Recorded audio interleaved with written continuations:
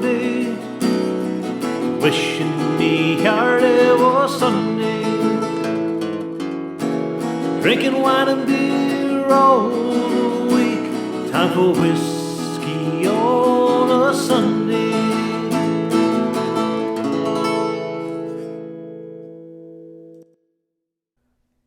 Hello everyone, you are all very welcome here with me for episode 2 of my new online series, Whiskey on a Sunday. Now for those of you who are joining for the first time, either seeing this on my IGTV page on Instagram, or if you're catching a replay of this on my Facebook or my YouTube channel, both Somm4All, each week at 8 p.m. Eastern Standard Time on Sunday evenings, I'll be going live, mostly. There'll be a few videos occasionally, but I'll give everyone notice as to when those will be happening. And I'll be chatting with you all about what's going on in the world of whiskey, some whiskey history. I'll be doing some live tastings. Sometimes it'll be one tasting like I did last week for episode 1. Other times it will be 2, maybe even 3. And more importantly, in my opinion, I'll be talking about the story of what's behind my glass. So, this series is indeed intended for an adult audience. If you are not legally able to purchase, consume, and enjoy alcohol or whiskey where you live, then I'm going to ask you to please say goodbye. All right, so for all you adults out there, last week in episode 1, I talked about how the Irish essentially invented whiskey, talked about the grains used in Irish whiskey production, as well as how Irish whiskey has become, the world's favorite alcoholic beverage, at least in the 19th and 20th century, or the start of the 20th century. We even did a little tasting of Jameson's Original, which was the #1 and continues to be the #1 selling Irish whiskey in the world. Overall, a jam-packed 35 minutes. And I want to thank everyone for all the kind words and all the comments that everyone passed along on episode 1. I'm really happy that you all enjoyed it, and I'm very happy that you're enjoying my approach to the world of whiskey. So this week, as I wear my Belfast Giants t-shirt, they're a hockey team in the Elite League, playing in Belfast, of course. We're headed up to the north of Ireland, and we're going to taste not one, but 2 giant names in the world of Irish whiskey. And no, in case you're wondering there, I didn't just misspeak a moment ago. Despite the north of Ireland technically being a part of the United Kingdom, whiskey produced in Ireland's northern 6 counties, so that's in Antrim, in Armagh, Down, Fermanagh, Derry, and or County Tyrone, any whiskey in those 6 counties is legally considered Irish whiskey. In the document aptly entitled Technical File setting out the specifications with which Irish whiskey must comply, i.e. it's a document about the rules and regulations surrounding the production of Irish whiskey, Section 2.2 of said document clearly states that, and I quote, the names Irish whiskey, spelled K-E-Y at the end of whiskey, the name Ishkabaha Aranaka, the Gaelic term for whiskey of Ireland, or Irish whiskey, spelled W-I-S-K-Y, any of those 3 applies to spirits distilled and matured in Ireland, including Northern Ireland. And truthfully, folks, to me that makes tons of sense. Whiskey itself is not political. It's not secular. It knows no boundaries. And whiskey itself does not concern itself with whatever label or non-label that any of its consumers use to identify themselves. Whiskey simply exists for all to enjoy. Hundreds of years before hard borders existed on the Emerald Isle, whiskey was being produced in all regions by all different sects and tribes of Irish people. So to me, again, it makes perfect sense that given its deep history, whiskey produced in the north of Ireland is still Irish whiskey. At the end of the day, the island, the physical island, is the island. It's all part of Ireland. Okay. So I said there was 15 pages in that big rules document. I'm not going to get too granular with those, but I'm going to go over a couple that you may find interesting and may not know with regards to what constitutes Irish whiskey. So Irish whiskey must be distilled and matured on the island of Ireland. Again, back to the island of Ireland, which includes, of course, the north. Irish whiskey must have a minimum alcoholic strength of 40%. So the ABV, what we call the ABV, must be minimum 40. Any grain whiskies that are used in the production of Irish whiskey must be distilled using a column type still, so not pot stills. Irish whiskey must be matured in wooden casks for a minimum of 3 years. So again, minimum.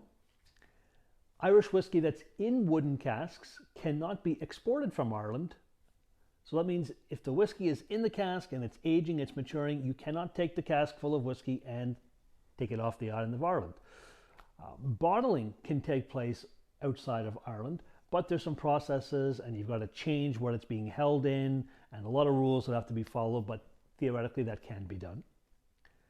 And lastly, I touched on this, I think last week, a coloring agent, a caramel coloring agent, E150A, can be used in the production of Irish whiskey. Now, no one needs to get excited. That's something that's been around since the 19th century. Irish whiskey distillers use it. Whiskey distillers across the world use it.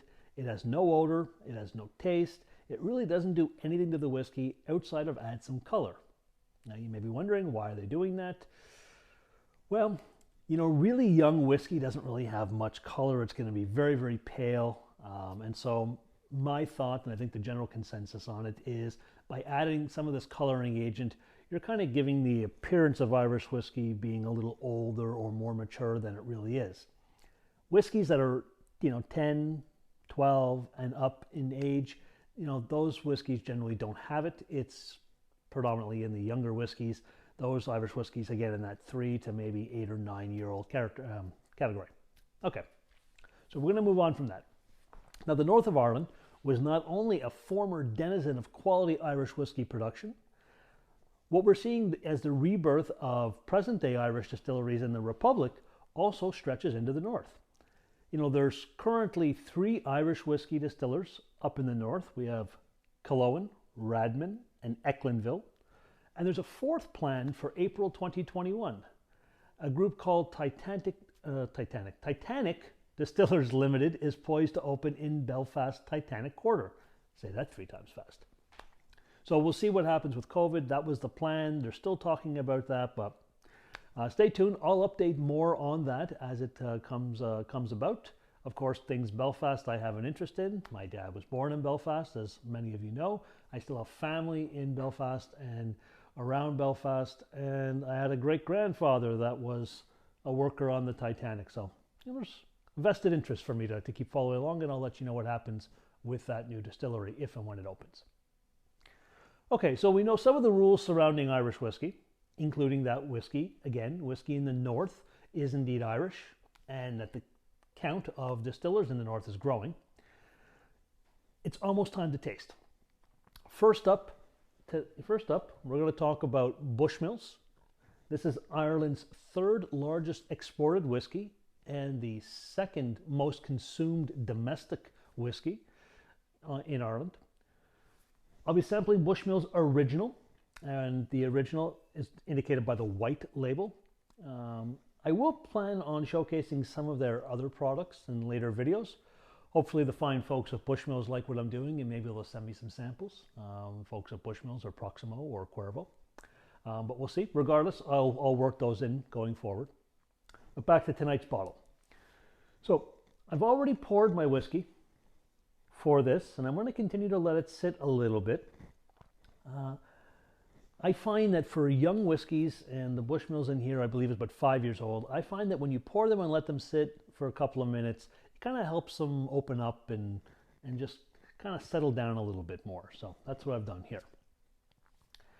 Presently, Bushmills is owned by the Cuervo Group. I just mentioned their name before. Distributed by Proximo, which is also owned by Cuervo.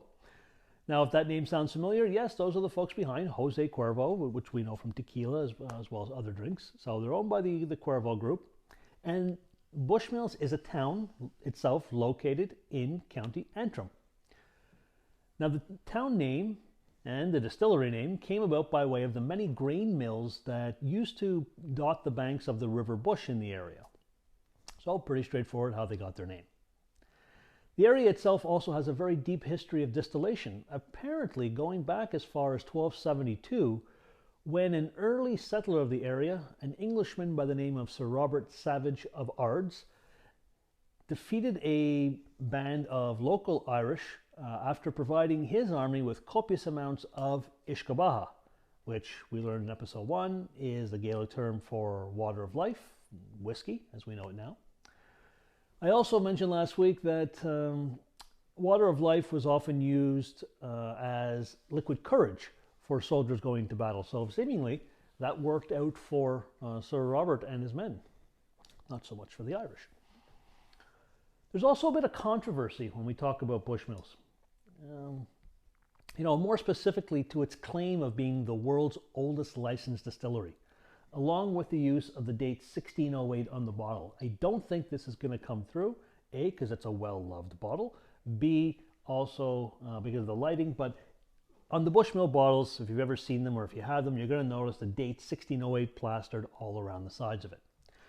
So, 1608. Well, history tells us that 1608 was the year that King James I did provide the royal license, or the first ever royal license, to produce whiskey in Ireland to an English knight, Sir Thomas Phillips of Antrim.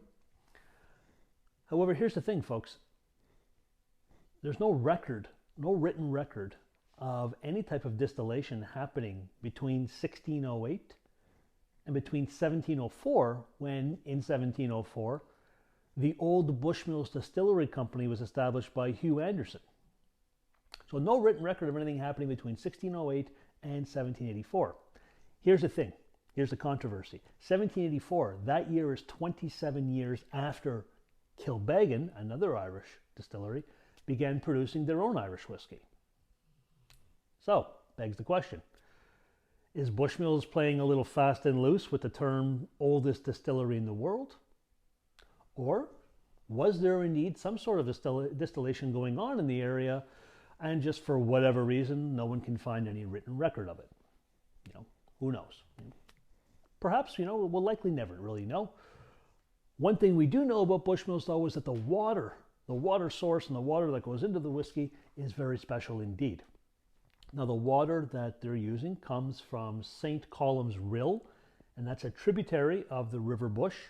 And it's also the same water that eventually makes its way down to the ocean and flows through the Giant's Causeway.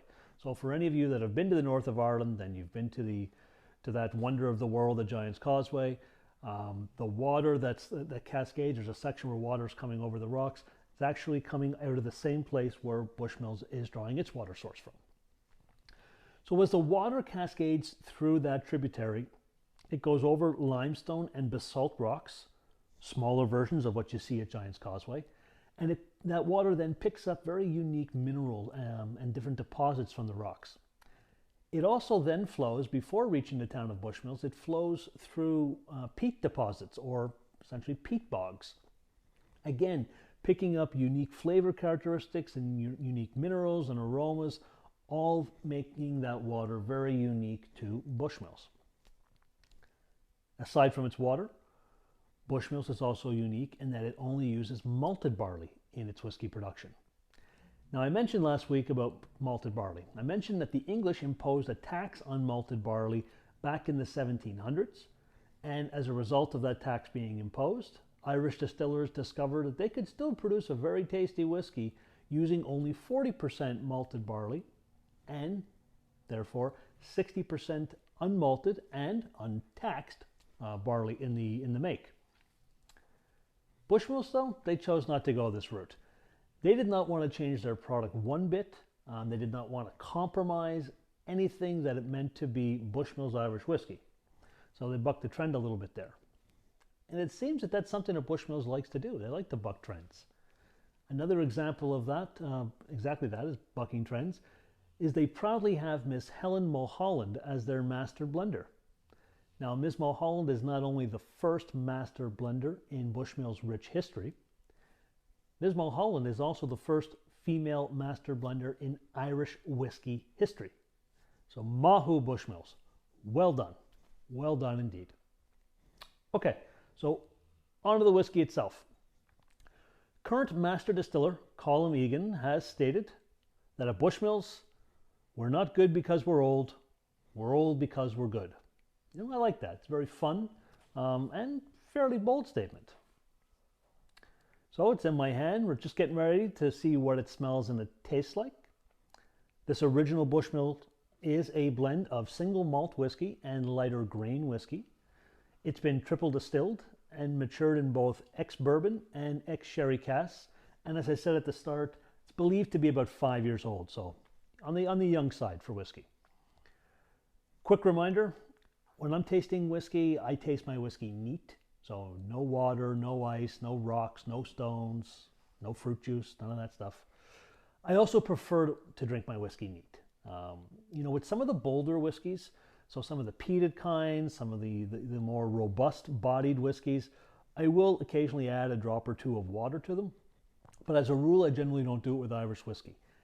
For me, you know, Irish whiskey is so light and delicate as it is. It's triple distilled for the most part. There are some that are double distilled. We'll talk more about that in later episodes.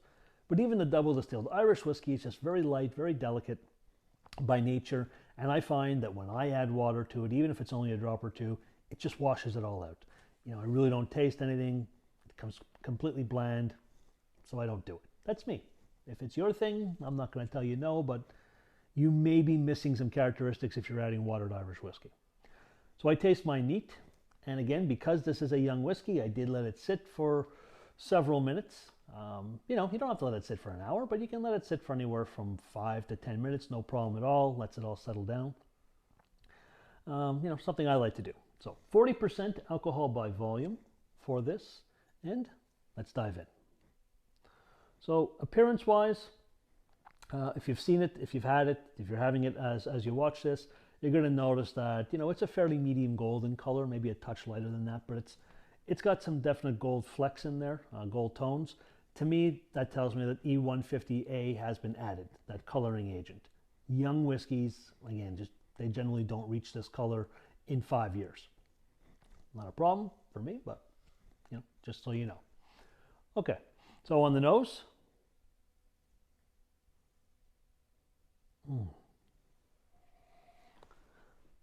Very, very soft green apple, soft red apple. Getting some Bosch pear, some white peach, honey, lime zest, some orange rind, a little toasted barley, some fresh cream, and just soft vanilla, soft ground cinnamon and ground cardamom spice. A fair amount going on in the nose. So let's go in for a taste. Slán.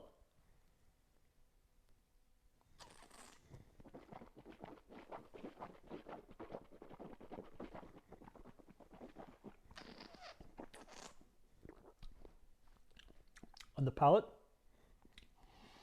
light, creamy, soft. You know, there is a little bit of a zip to it. There's a touch of heat there.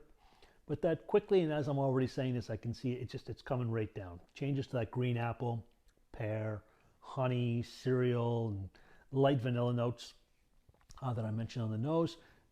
And to be honest, it pretty much follows the nose. Whatever you smell, you're pretty much tasting. With the addition of a little soft milk chocolate cream just on the back end on the finish. So, Bushmills Original. Currently on sale here in Ontario at the LCBO, the Liquor Control Board of Ontario. $32.95 on sale for a 750 milliliter bottle. For me, pretty easy to see why it's so popular. Very easy to drink. Lots of fun aromas, fun flavors. You know, I'd say it's a sipper though. You want to take a little bit of time with this. Yeah, so there you go, folks.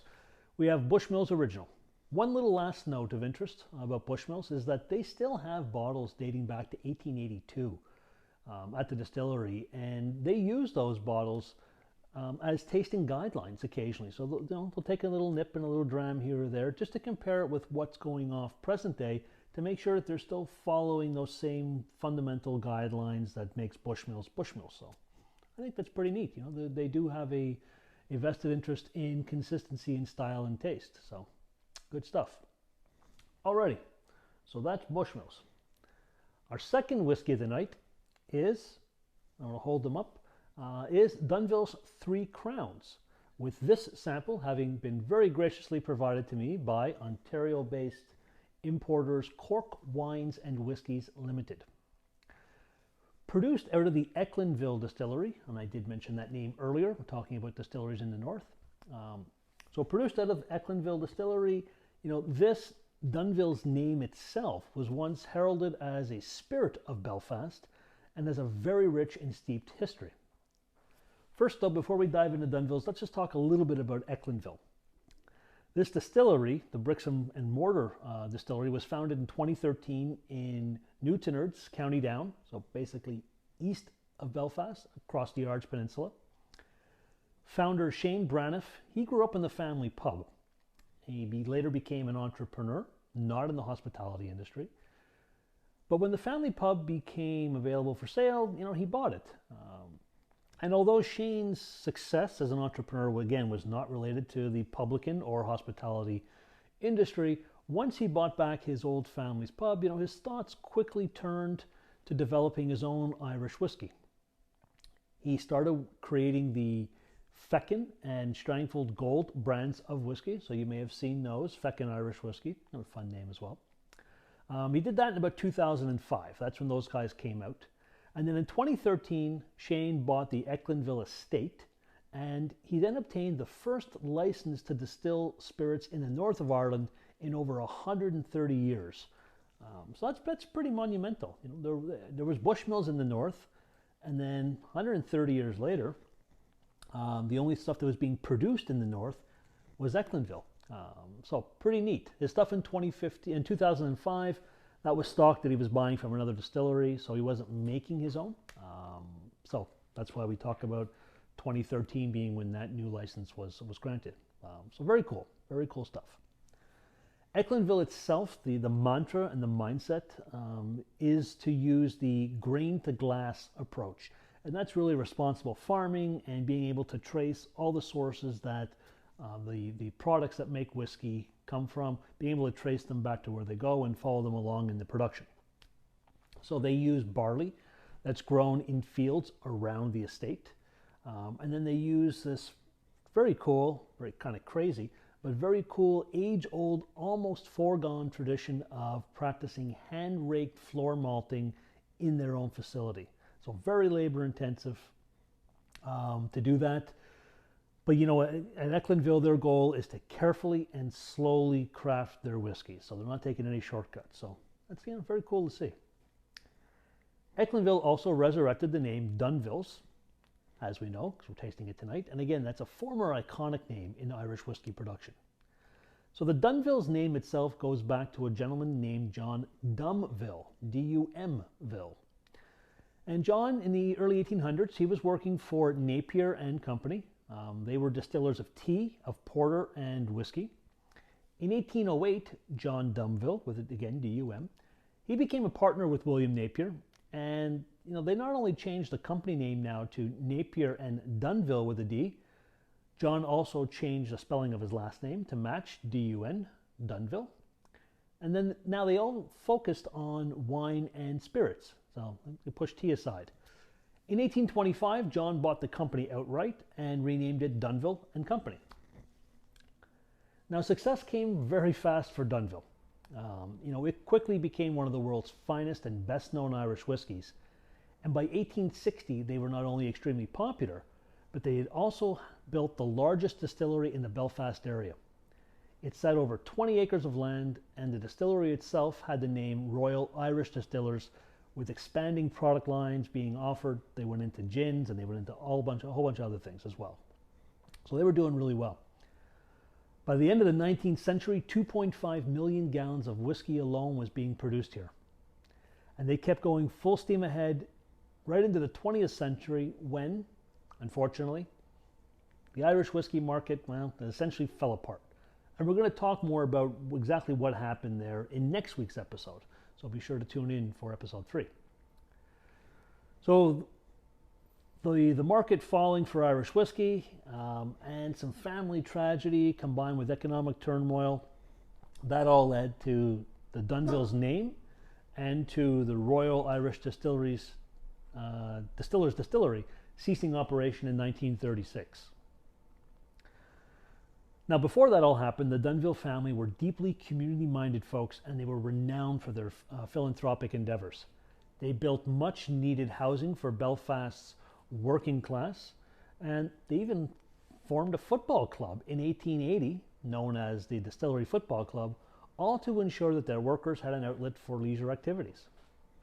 They even provided the land for the team to play on, so good for them. That football club still exists today, funny enough. It's known as the Lisburn Distillery Football Club, and Lisburn is a suburb of Belfast, so its legacy lives on. That's pretty cool. In 1890, the family also donated 6.5 acres of land and £8,000. I mean, £8,000, that was serious money back then, folks. They did all of that to build the Dunnville Park in Belfast, which to this day, I still believe has a Dunnville statue in the park. So, you know, their philanthropic endeavors still live on. All right, so back to the whiskey. Shane Braniff wanted to resurrect the name, Dunnville's. To me, a very bold and risky move, especially given the fact that, you know, Dunnville's, that name had such a high regard for many, many, many years. So, with our second tasting of the night, let's see how Shane made out with his Dunnville's 3 Crowns. 43.5% alcohol by volume, and as one may guess or might have guessed, the term 3 Crowns, that lends itself to the whiskey being comprised of 3 different whiskeys. There's a 4-year-old single grain, a 10-year-old single malt, and a 15-year-old single malt finished in Oloroso sherry casks, all contained in this blend. Now, given that Ecklandville itself, that distillery, is only 7 years old, I think it's fairly safe to say that maybe the 4-year-old being used, they produced themselves, the 4-year-old single grain, but very likely, in fact, almost not, impossible for it not to be this, that their 10-year and 15-year-old stock's been sourced from another distillery. Now, that doesn't really matter to me. Doesn't mean anything, to be quite honest, as long as the product tastes good. Especially since Mr. Braniff himself seems to be all about high standards and high quality. So I've got blind faith in Ecklandville that if they did reach out to another distillery for stocks for their 10-year-old single malt and 15-year-old single malt, that the stocks are of very high quality. So again, it doesn't bother me, but I know some people out there like to know, did they distill it themselves? Where did it come from? Now, we don't really know exactly where it came from. I've got some guesses, but I'll keep that to myself. But again, doesn't matter to me. So, what do we think? Well, the appearance is a little light amber. Again, not sure how that's coming through, but it's definitely lighter than the Bushmills. Light amber, light gold, and that's going to lead me to think that there's no coloring agent in here. Again, we've got a 10-year-old whiskey in here and a 15-year-old. I'm going to say that there's no E150A in here, and this is the color that comes out of the oak. So, let's go in for a little nose.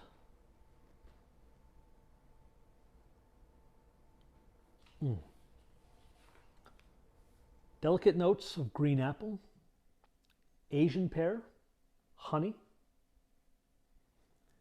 getting some toasted oats, getting a little sea salt, a little salinity on the nose. It's very nice. Fresh peach, baked apple, cooked apple, some lemon, some orange citrus, some cedar, sandalwood notes, maybe a touch of dark bitter chocolate, and just some light baking spice, ground ginger, cinnamon, nutmeg. Quite a nice nose. All right, take a little taste.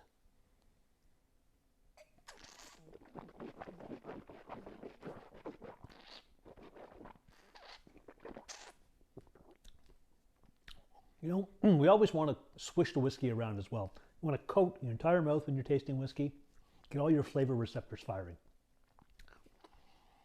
So initially, honestly, it's a little warm on the tongue and the gums at first. Just a little warm. You know, white pepper, black pepper, just when it comes kind of right at me. But already, again, that settles right down.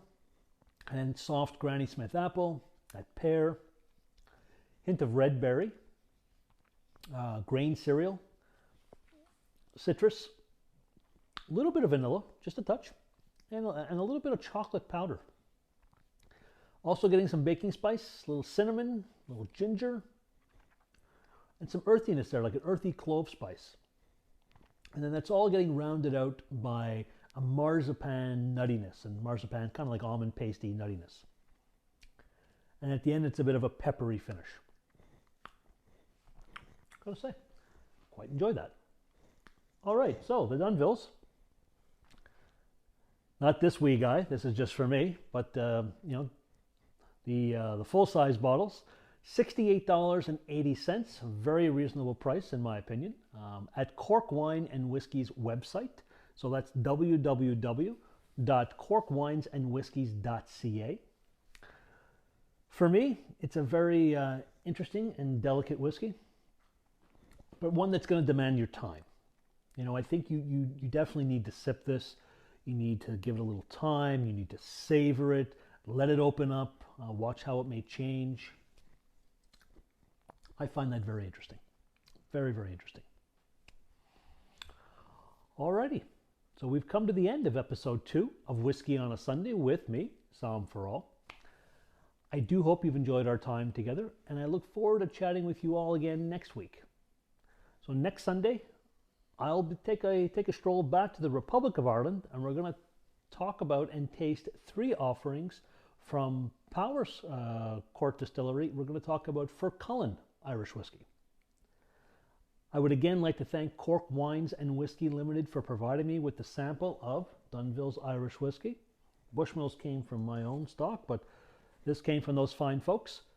Cork Wines and Whiskies are importers of award-winning fine wines, whiskies, spirits, and beers from around the world. For my Ontario viewers, you can check out their full lineup and full product offerings by again visiting their website at www.corkwinesandwhiskies, Keys is how they spell whiskeys. So www.corkwinesandwhiskies.ca. You can easily place your product orders on their website directly with those folks, and you can reach out to them with any questions you may have. I know the team there is going to be happy to chat with you. A quick reminder, we're in the holiday season. You can still book your own private guided virtual tasting with me, Somm4All, for whiskey, for beer, for wine, other spirits, as well as sake. So for more info on how to do that or how you can make that a unique holiday gift for someone, drop me an email, paul@somm4all.com. And that's number 4. Yes, my executive producer is reminding me. paul@somm4all.com. That's how we write somm4all.com. Perfect. Thank you, EP. So folks, until next week, thank you all again for joining me. Be safe, be well everyone, and Slán from Somm4All.